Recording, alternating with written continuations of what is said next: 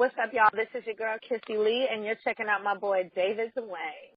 What's going on, everybody? Thank you for tuning in to On Air with your one and only rock star on the mic, David Duane, the place to be. Yes, yes. Right now, we got our girl, R&B recording artist, Kissie Lee. If y'all don't know who Kissie Lee is, oh, my gosh. She's like thebomb.com.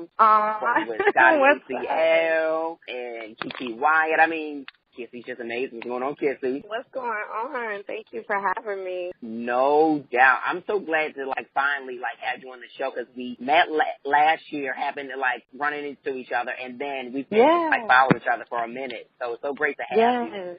Thank you, for real. No problem. So now, the time is now. So you have this amazing project, which I absolutely love. Please tell them who don't know about this EP. Tell them about it. Yes, I just dropped my first EP. It's called Rules for Girls. There's 8 songs on there, and it is available everywhere. iTunes, Spotify, Google Play, Tidal, everywhere that you can get it. I have Pandora, so y'all can add me on Pandora. And what was it like recording this project? Because I know you've been working on a lot of different projects, being with other artists, yourself. What was it like, finally being able to get down in the studio and put this body of work together? Because you've been at it for a while. Yeah, I've always been songwriting, and I would put out, just a couple songs on my own. But this project was really dope because I recorded most of it in New York because I was actually up there working on 2 other artists. I was working on their project.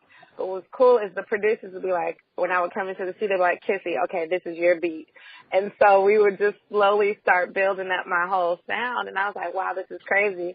And then when I got back to Atlanta, I got with Scotty, and we just finalized the rest of the songs. And it just turned into my little baby. I was like, wow, we did it. And I didn't even know I was doing it, kind of, because I'm still writing for all these other artists, but in the meantime, stacking up my songs, so it worked out.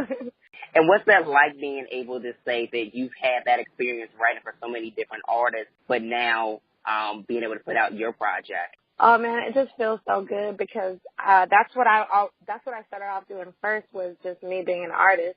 The reason that I can write songs the way that I do is because I'm from Denver, and I didn't know anything else in Denver except to write my own music if I wanted to perform. Right. So when I got to Atlanta, that's when I learned, you can write for other artists, and I kind of got swept up into that world. So to be able to get back to putting my stuff out was really dope to me. So we got to talk about this record, Basement Party. I love that record. Okay. You got a lot of different vibey records with the project, but that one is very vibey, very turn, very fun. What was it like getting in the studio and being able to write to such instrumentation, the way that track was put together? Oh yeah, my boy J-Dot produced that track. I just love him. I love musical producers when you have all those instruments you can work with, and it made me feel I don't know what feel that gave me, maybe 70s mixed with early 90s or something, but it just gave me that fun feel, and it made me think of my mom. She always would talk about these basement parties that she had when she was younger. And so she made sure that me and my sister at least had 1 or 2 basement parties. So I kind of went off of that vibe, the whole environment of seeing the guy come downstairs from school that you might have a crush on, and he's in your basement, you know what I'm saying? And we had the red light and everything. She wanted to give us the whole feel. So it was kind of it was a real dope experience. I was really drawn off of my memories, and then just the whole vibe of it. Wow. And this record definitely makes me want to go to a basement party, because my little young son went to a basement party at 23. See, you got to do it. But it made me feel like at a basement party, and I was really in that moment. I was like, damn it, where am I? I'm just in the car, geniuses. But I felt really in that moment. And I love that when it comes to your songwriting, you capture your audience in to either they feel like they've been through that and they have actually, or they feel like they're going through that, and it's such a reality to them. For real, it's crazy. I don't know, that's just always my goal, is for people to really feel it and to really paint the picture. So now I know you have a new video that you just dropped. Tell them about that for the Free For You single. Now that is Freaks for You. That single just kind of went crazy on its own on SoundCloud. I didn't even really do any promotion on SoundCloud, but for some reason everyone found it. That song is one of my favorites, produced by my homie Swag. That song, I'm kind of a little naughty because I'm basically talking about, like, if I was in a relationship, like, I would leave my dude for whoever this guy must be amazing in my mind. But I've seen some guys like that. I'm like, ooh. And so the video I just dropped it was shot by Shaq Moses. And I wanted it to have, like, a fun feel where I didn't necessarily have a love interest. Like, people can up to their imagination of who the guy is. But it's just like, I'm with my girls. Like, we're at a pool party. We're, like, just kicking it. And there is some dance scenes in there. But it's just like, and I'm still thinking about this guy. But I'm out here at this pool having a good time. But I'm like, I would leave them at any second to get to you. Right. Now, have you ever been in that situation? I'm pretty sure you have. But have you been through that situation, like, time and time before? I have been in, there's probably one that stands out where I was thinking hard, but I'm loyal and I'm good. I'm trying to be good sometimes. So I didn't let it get out of hand, but I did draw from that experience. I was like, oh, that was a close call.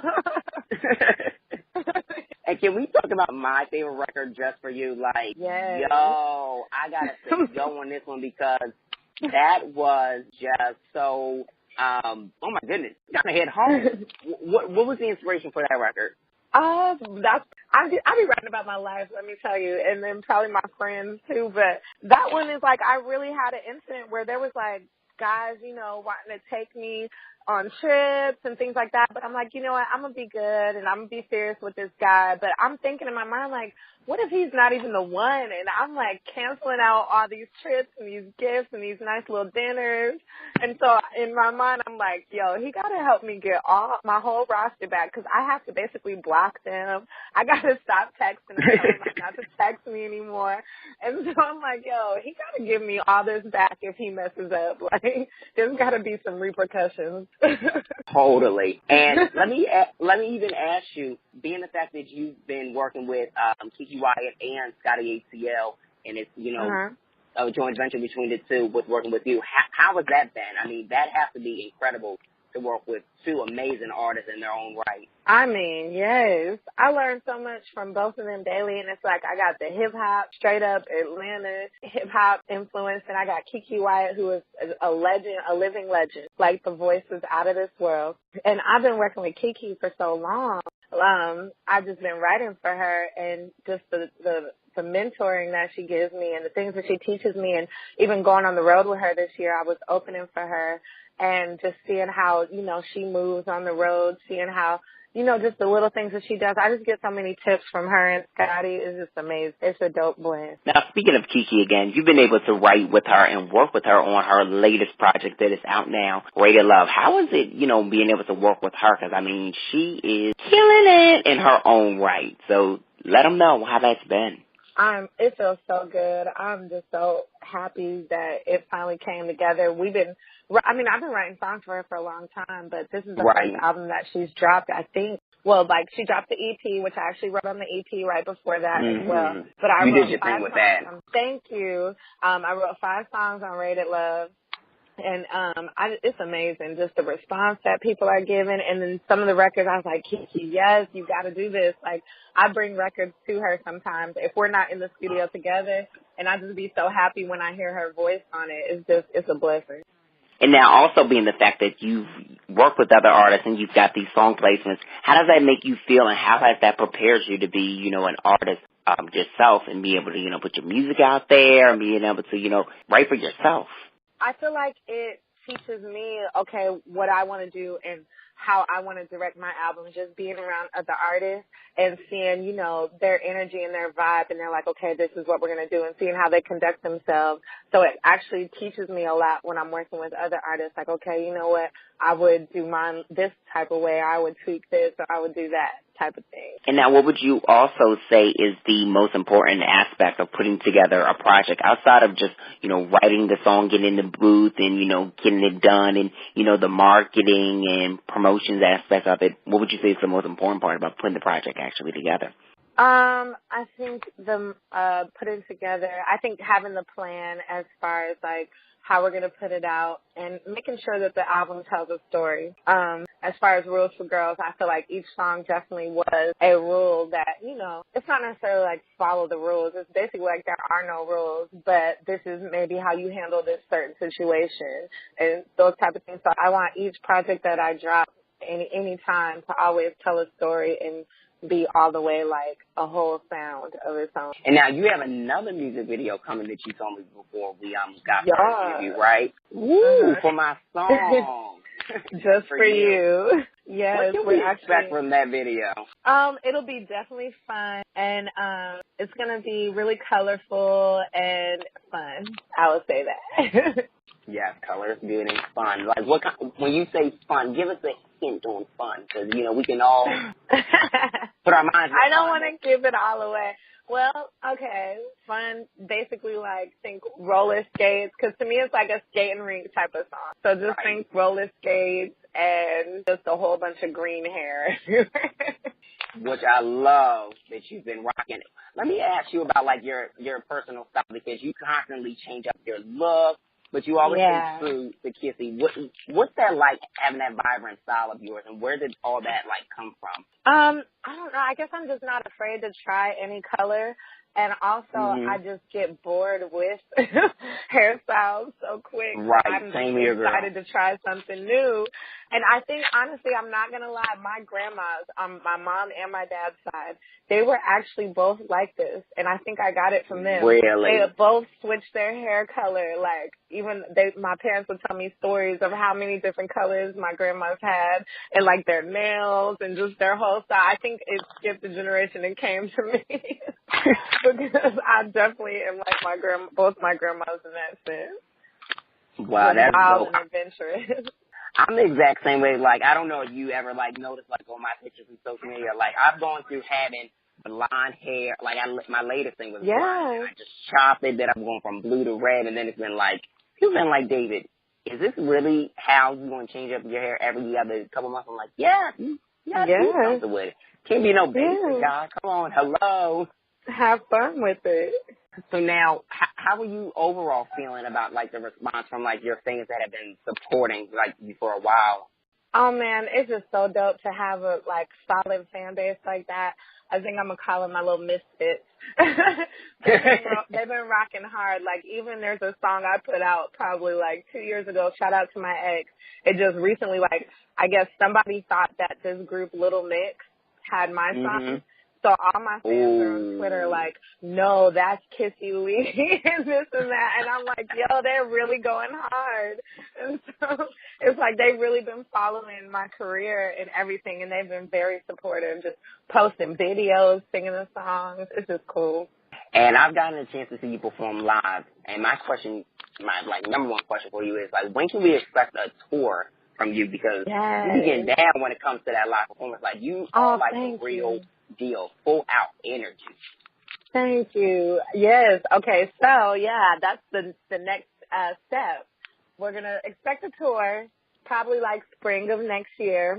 I have some fun guests involved on the tour, and it's gonna be dope. And plus, I'll be obviously performing Rules for Girls, and then my next project will be out as well. So it's gonna be a great time. Also putting together a show just to get everyone ready for the tour in December in Atlanta, and I'll be headlining. And I'm gonna have some really dope artists coming out to open and do their thing. Just some of the hot R&B acts around Atlanta, and I'm gonna fly some people in from New York. So it'll be really nice. Dope. What's the date for that show? Because I definitely got to fly through.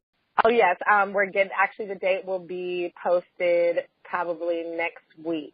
But it'll be around the first week of December. Solid. Count me in and I will be there. Yeah. That'll be so dope. That is so amazing. I'm so proud of you, Kissie. Like, you've been really doing this thing for years. And I'm just so glad. Like, again, y'all need to check out my girl, Kissie Lee. She is thebomb.com. Rules for Girls EP is out.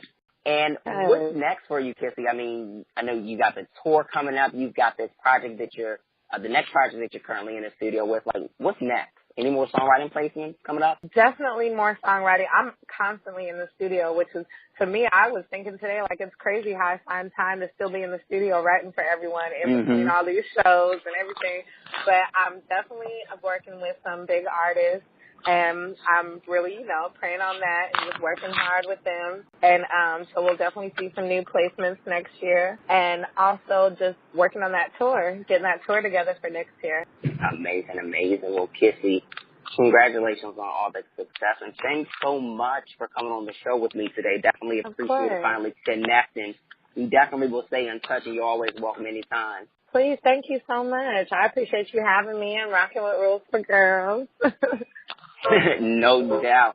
So before I have you do a drop for me, where can all the fans, follow you as far as like social media is concerned? Oh, yes. Make sure y'all follow me on Instagram, Twitter. Go on my YouTube and subscribe because there's always new content. It's I am Kissie Lee. I am KISSIELEE.